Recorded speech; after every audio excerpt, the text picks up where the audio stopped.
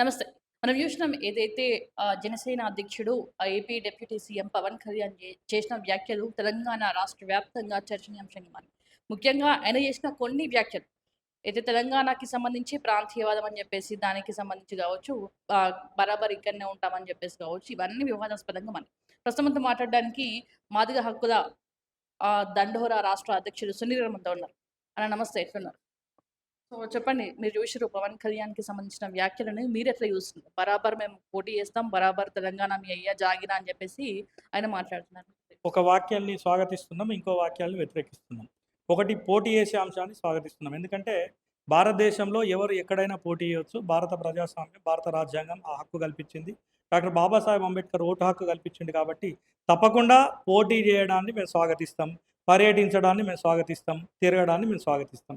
కానీ జాగీరా అనేటువంటి వాక్యాలు ఆయన చేయడాన్ని మేము 100% వ్యతిరేకిస్తాం. ఎందుకంటే బరాబర్ తెలంగాణ బిడ్డల జాగీరే. తెలంగాణ పౌరుల జాగీరే. ఎందుకంటే తెలంగాణ మా రక్త మాంసాలతో నిర్మితమైంది. మా త్యాగాలను హేళన చేసినట్టు మీ జాగీరా అనే మాట మాట్లాడడం పవన్ కళ్యాణ్ యొక్క పొగరుతనానికి నిదర్శనమని సందర్భంగా తెలియజేస్తున్నాం. ఇప్పుడు ఆంధ్రాకి సంబంధించిన పవన్ కళ్యాణ్ గావచ్చు, చంద్రబాబు నాయుడు గావచ్చు, వేరే ఎంపీలు, ఎమ్మెల్యేలు గావచ్చు. వాళ్ళు వస్తుంటే ఖచ్చితంగా మనం పోలీస్ రక్షణ గావచ్చు, ప్రోటోకాల్ గావచ్చు, ఖచ్చితంగా మన తెలంగాణ సైడ్ నుంచి మనం ఇస్తుంటాం. ఇదే రక్షణ మనం ఆంధ్రాకి పోతే అదే రక్షణ మనకుంటదా?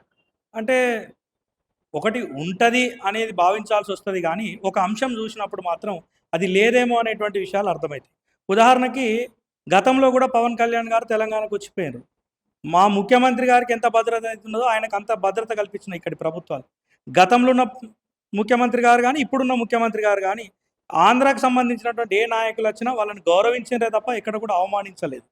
రెండోది గతంలో సమైక్యవాదులు ఇక్కడ తెలంగాణ గడ్డ మీద సభ పెట్టిపోయినప్పుడు కూడా ఏ తెలంగాణ బిడ్డ వాళ్ళ మీద దాడి చేయలేదు. ఎంత గౌరవంగా అంటే ఎంత భద్రంగా వచ్చిండ్రో అంతే భద్రంగా వాళ్ళు వెనక్కి కూడా వెళ్ళారు. అంటే మేము ఆ గౌరవిస్తాం, ఆ కాపాడుతాం, ఆ బాధ్యత మా మీద ఉన్నది. కానీ మేము మాది హక్కుల దండోరా నాయకులుగా మేము మాట్లాడుతున్నాం. మా నాయకుడు మందకృష్ణ మాదిగ గారు గతంలో ఆంధ్రకు పోయింది. అప్పుడు చంద్రబాబు నాయుడు గారే ముఖ్యమంత్రి ఉన్నారు. మరి ఆంధ్రకు పోయినప్పుడు ఆయన ఎందుకు తిరగనియలే?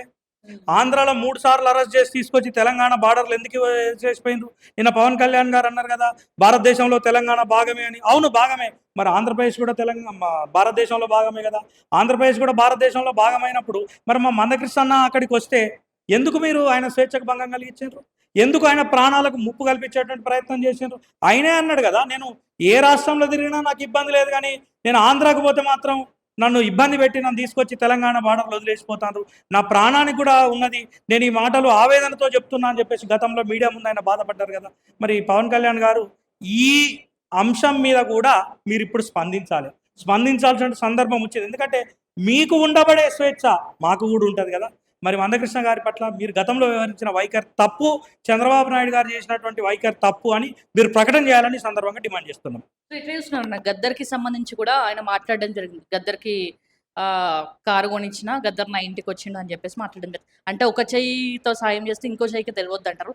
అంతమంది ముందు ఆయన ఈ మాటలు మాట్లాడడం. అంటే ఆయన రెండు ప్రయోగాలు చేసిండు. ఒకటి తెలంగాణ ప్రజల్లో నేను ఏదో చేసినా అని చెప్పుకునే ప్రయత్నం చేయాలనుకున్నాడు.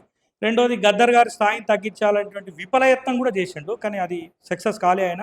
నేను ఒక మాట అడుగుతున్నా పవన్ కళ్యాణ్ గారిని, ఇవాళ మీరు కారు కోసం మాట్లాడుతున్నారు కదా, సరే కారు సంగతి సరే, కానీ మరి కాల్పుల సంగతి ఏంది? ఆ రోజు గద్దరన్న మీద కాల్పులు కాల్చిందెవడు? ఆ రోజు అధికారంలో ఉన్నదెవరు? మరి ఎందుకు ఆ కేసు ఇంకా కూడా ఇబ్బందికరంగానే ఉన్నది? మరి ఎందుకు గద్దరన్న ఆ రోజు ఆ బుల్లెట్ గాయాలు ఎందుకు? మీరే మాట్లాడిండ్రు కదా, గద్దరన్న నా దగ్గరికి వచ్చి తమ్మి ఆటోలో తిరగలేకపోతున్నా, నాకు ఇబ్బంది అవుతుంది, కారు కొనియమని అడిగిండు అని మీరే అన్నారు కదా. మరి ఆ బుల్లెట్లు ఎందుకు తాకినాయి? ఆ బుల్లెట్లు కాల్చిందెవడు? దాని మీద పవన్ కళ్యాణ్ గారు స్పందిస్తారా, దాని మీద మాట్లాడతారా అని చెప్పేసి నేను పవన్ కళ్యాణ్ గారిని సూటిగా ప్రశ్నిస్తున్నా.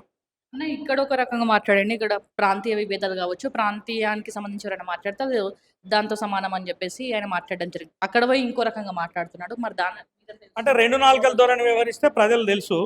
ఇప్పుడు పవన్ కళ్యాణ్ గారు నేను తెలంగాణ వచ్చినప్పుడు నేను బాధతోని నేను ఉపవాసం ఉన్నా అని చెప్పేసి గతంలో వ్యాఖ్యలు చేశాను. అంటే తెలంగాణకు అక్కడ వ్యతిరేకంగా మాట్లాడి ఇక్కడికి వచ్చి నేను ఇవ్వడానికి వ్యతిరేకం కాదు, ఇచ్చిన తీరుకు మాత్రమే వ్యతిరేకం అనేటువంటి మాటలు ఆయన 2 నాలుకల ధోరణికి నిదర్శనం. ఇక రెండోది పవన్ కళ్యాణ్ గారు మీరు ఇచ్చిన విధానానికి వ్యతిరేకమని మాట్లాడడం కూడా మా తెలంగాణ బిడ్డలను అవమానించినట్టే. ఎందుకు ఈ మాట అంటున్నామంటే 1200 మంది ఆత్మ బలిదానాలు చేసుకుంటే కదా తెలంగాణ వచ్చింది. అరే మీరు కనీసం మా ఎంపీలను పార్లమెంట్లో మాట్లాడినిచ్చిండ్రా? పెప్పర్ స్ప్రేలు కొట్టిండ్రు కదా, భౌతిక దాడులకు దిగిండ్రు కదా, అట్లాంటి సందర్భంలో కదా తెలంగాణ మా త్యాగాలతో వచ్చింది కదా. మరి మా త్యాగాలను కూడా అవాయిలం చేసినట్టు ఓ 12,000 మంది చనిపోతే మీ కళ్ళు చల్లబడినా అని చెప్పి మేము పవన్ కళ్యాణ్ను సూటిగా ప్రశ్నిస్తున్నాం. జనసేన అనేది తెలంగాణలో పుట్టింది. తెలంగాణలోనే మేము దాన్ని ఆవిర్భవించినాం. సో, మాకెందుకు హక్కు లేదు? ఖచ్చితంగా ఉంటది గదా! అని జెప్పేసి కూడా ఆయన మాట్లాడారు. తప్పకుండా ఆయనను మేము కాదంటలేము. భారతదేశంలో ఎవరైనా రాజకీయ పార్టీలు ఏర్పాటు చేసుకోవచ్చు, ఎవరైనా పోటీ చేయొచ్చు. గతంలో షర్మిల గారు కూడా వచ్చిండ్రు. అంటే ఆయన ఇంకో రకంగా మాట్లాడారు. నేను పోటీ చేస్తే నేను ఆంధ్రాలకి నాకేం దిక్కు లేదు. తెలంగాణలో నాకేం దిక్కుంటది. ఏమి ఎక్స్‌పెక్ట్ చేస్తాలే? తెలంగాణ ప్రజలని చైతన్యవంతం జేయాలనేదే నా ఉద్దేశం అని. చైతన్యం మీరు చేసుడు కాదు పవన్ కళ్యాణ్ గారు. ఆల్రెడీ తెలంగాణ ప్రజలు చైతన్యమైనారు. మీరు కూడా మీ సినిమాలలో అప్పుడప్పుడు మా తెలంగాణకు సంబంధించినటువంటి పాటలనే మీరు కాపీ కొట్టి పెట్టుకుంటారు ఆ సినిమా సక్సెస్ అవ్వడానికి. ఆ విషయం మీకు కూడా తెలుసు. నేను ఒకటే చెప్తున్నా, తెలంగాణ ప్రజలు చైతన్యవంతమైన ప్రజలు. మీరు పార్టీ పెట్టొచ్చు. గతంలో కూడా షర్మిల గారు వచ్చిండ్రు, పార్టీ పెట్టిండ్రు, రాష్ట్రం అంతా పాదయాత్ర చేసిండ్రు, తిరిగిండ్రు. ఇప్పుడు ఏ పరిస్థితులు ఉన్నారో మీకు కూడా తెలుసు. మీరు తెలంగాణ ప్రజల్ని ఇట్లనే అవమానించినట్టు మాట్లాడితే మీరు తెలంగాణ అంతా తిరిగినా ఒక్క ఓటు రాదని చెప్పి ఈ సందర్భంగా పవన్ కళ్యాణ్ సూచిస్తుంది. సో, తెలంగాణకి సంబంధించి ఫండ్స్ గురించి కూడా మాట్లాడాడు. గుడికి ఇంతిచ్చినా, కొండగట్టుకి ఇంతిచ్చినా, ఫ్లడ్ సోర్స్ ఇంతిచ్చినా అని జెప్పేసి కూడా మాట్లాడారు. మరి టీటీడీ నుండి కొండగట్టుకు నిధులు ఇప్పించినట్టుగా మనం వార్తల్లో చూసినాం. సరే, అందుకు పవన్ కళ్యాణ్ గారికి ధన్యవాదాలు. అయితే ఆ నిధులు టీటీడీ అనేక దేవాలయాలకు సహాయం చేసినట్టుగానే కొండగట్టుకు కూడా నిధులు ఇచ్చిందని మేము భావిస్తున్నాం. అయితే పవన్ కళ్యాణ్ గారు ఆంజనేయ స్వామికి ఇచ్చినటువంటి నిధులను కూడా ప్రస్తావించేటువంటి కుంచిత స్వభావం కలిగి ఉంటాడని మేము అనుకోలే. కానీ ఆయన పెట్టిండు కాబట్టి, ఆయన అన్నాడు కాబట్టి ఇప్పుడు ఆయనకు ఒక చిన్న విషయాన్ని గుర్తు చేయదలుచుకున్నాం. అయ్యా పవన్ కళ్యాణ్ గారు, మీరు 35 కోట్ల కోసం మాట్లాడుతున్నారు, కానీ మీరు వచ్చి ఇక్కడ మా ఆంజనేయ స్వామికి మొక్కి మీరు వారాయి పూజ చేసుకొని వెళ్తే మీకు ఉప ముఖ్యమంత్రి పదవే ఆంజనేయ స్వామి ఇచ్చిండు. మీకు అదెందుకు గుర్తు రాలే? ఇవాళ అంటుండ్రు కదా నాకు ఆంధ్రాలో స్పేస్ లేదంటుండ్రు కదా. నిజంగా నేను ప్రజలకు సేవ చేస్తా, చిత్తశుద్ధితో ఉంటా అని మళ్ళా వచ్చి మొక్కు.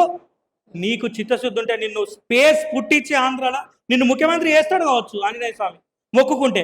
కానీ నీకు చిత్తశుద్ధి లేకుండా ప్రజలను ఇబ్బంది పెట్టే ప్రయత్నం, తెలంగాణ వాదులను అవమానించే ప్రయత్నం చేస్తే నువ్వు అక్కడ కూడా రాబోయే రోజుల్లో రాజకీయంగా నువ్వు గుణపాఠం నేర్చుకుంటావని చెప్పి పవన్ కళ్యాణ్ తెలియజేస్తున్నాం. అంటే ఏం చెప్దాం అనుకుంటున్నారన్న పవన్ కళ్యాణ్‌కి సంబంధించి ముఖ్యంగా ఆయన మాట్లాడి ఇవన్నీ చూసుకుంటే మీరు ఏం చెప్తారు?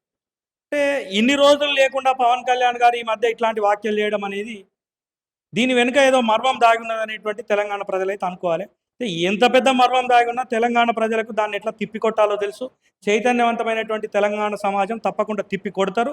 అయితే పవన్ కళ్యాణ్ గారికి సూటిగా, మీరు తెలంగాణ ప్రజల త్యాగాలను అవహేళన చేస్తే, తెలంగాణ జర్నలిస్టులను అవమానించినట్టు మీ నాయకత్వం మాట్లాడితే, తెలంగాణ ప్రజలను అవమానించినట్టు మీ ఎంబడి తిరిగేటోళ్ళు మాట్లాడితే తెలంగాణ ప్రజలు చూస్తూ ఊరుకోరు, రాజకీయంగా మీకు బుద్ధి చెప్తారని చెప్పి పవన్ కళ్యాణ్ గారికి తెలియజేస్తున్నాం. అంటే ఆయన ఒక విషయం చెప్పారన్న. తెలంగాణ అంటే నాకు తెలంగాణకి సంబంధించిన ఎవరైతే ఉన్నారో ఉద్యమకారులను వాళ్ళని నేను హక్కున చేర్చుకున్నా. తెలంగాణకి సంబంధించి నాకు ఎక్కువ ప్రేమ ఉంది.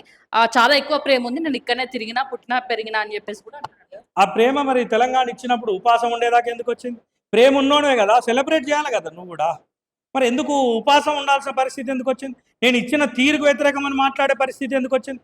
ప్రేమ ఉంటే చెప్పు. తెలంగాణ బరాబర్ ఇచ్చినందుకు నేను స్వాగతిస్తున్నా. ఆ రోజు నేను మాట్లాడిన వాక్యాలు తప్పు, నేను ఉపాసం ఉన్నది బూటకమని చెప్పు, మీడియా ముందుకు వచ్చి చెప్పు. అట్లా కాకుండా ఇవాళ నాకు తెలంగాణ ప్రేమ ఉన్నదని ఇక్కడ మాట్లాడి, అక్కడికి పోయి లేదు లేదు తెలంగాణ ఇచ్చుడు తప్ప అని చెప్పి అక్కడ మాట్లాడి, ఈ 2 నాలుకల ధోరణి కరెక్ట్, రాజకీయాల్లో సరైన పద్ధతి కాదని ఆయనకు తెలియజేస్తున్నాం. అన్న ఇప్పుడు మనం తెలంగాణలో ఉన్నాం. తెలంగాణకి సంబంధించి మన ముఖ్యమంత్రి తప్పు చేసినా, ఒప్పు చేసినా దానికి సంబంధించి మనం మాట్లాడతాం, ఖచ్చితంగా ప్రశ్నిస్తాం. సో ఆయనొచ్చి ఏదైతే జనసేనకి సంబంధించిన నాయకులు కొందరిని నరకేస్తాం, రేవంత్ రెడ్డిని బలిస్తాం అని చెప్పేసి మన ముఖ్యమంత్రిని పట్టుకొని అంటున్నారు. 100కు 100% వ్యతిరేకిస్తాం ఆయన వాక్యాల్ని. ఎందుకంటే మా తెలంగాణ ముఖ్యమంత్రి అంటానికి నీకేం అర్హత ఉన్నది? నువ్వు మా ఓటరు కాదు.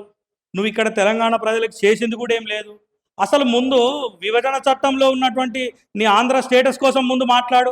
అది మాట్లాడకుండా ఇక్కడికి వచ్చేమో చేస్తామని చెప్పేసి నీ వాక్యాలు అనేటువంటి సరైన పద్ధతి కాదని పవన్ కళ్యాణ్ గారికి తెలియజేస్తున్నాం. ఆయన మమ్మల్ని అవమానించేటట్టు, మా ప్రభుత్వాన్ని అవమానించేటట్టు, మా ముఖ్యమంత్రి గారిని అవమానించేటట్టు, లేకపోతే మా ప్రతిపక్ష నాయకులను కానీ, మా జర్నలిస్టులను కానీ, మా సభ్య సమాజాన్ని అవమానించేటట్టు ఏ వాక్యాలు చేసినా వాటిని బరాబర్ తిప్పి కొడతాం. ఇక రెండోది, మీ లీడర్లు మాట్లాడుతారు, ఇక్కడున్న లీడర్లు అరే తొరే అనే పదాలు మొన్న ప్రెస్ మీట్లో మాట్లాడారు. ఇదా మీరు నేర్పే సంస్కారం? ఇదా మీ సభ్యత? ఇప్పటికీ మిమ్మల్ని పవన్ కళ్యాణ్ గారు అని గౌరవిస్తూ మాట్లాడిండ్రు మా వాళ్ళందరూ కూడా. మరి మీరు ఏం సంస్కారం నేర్పుతారు? మీరు ఏం సంస్కృతి నేర్పుతారు? మొన్న టీడీపీ మహానాడులో మా తెలంగాణ నాయకుడు ఆయన మాట్లాడుతూ టీడీపీ అనే పదం, అది తెలంగాణ అనే పదం డిక్షనరీలో లేదు అని మాట్లాడాడు. అంటే ఆయనకు పచ్చ కళ్ళు ఉన్నాయి, తెలంగాణ ప్రజల ఆకాంక్షలు చూడలేకపోతాను. ఇలా జనసేన లోకల్ ఉన్నటువంటి నాయకులు కూడా స్థానికంగా తెలంగాణ బిడ్డలై ఉండి కూడా తెలంగాణ ప్రజల పట్ల పవన్ కళ్యాణ్ గారు 2 నాలుకల దూరంతో ఉన్నారనేటువంటి విషయం ఎందుకు గమనించలేకపోతున్నారని చెప్పేసి నేను మా సోదరులకు కూడా ఇది ఆలోచించాలని సూచిస్తున్నాను.